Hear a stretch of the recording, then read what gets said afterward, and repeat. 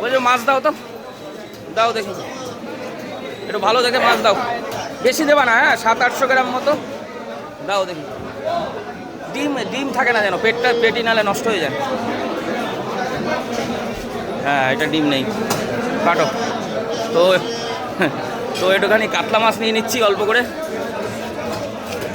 কারণ হচ্ছে মাছ নেই আজকে বাজারে, নিউ মার্কেট পুরো ফাঁকা। হ্যাঁ দেখুন একদম ফ্রেশ মাছ।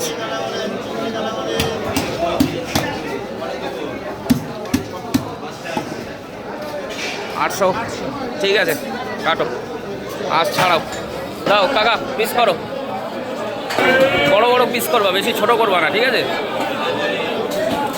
দেখুন একদম ফ্রেশ কাতলা।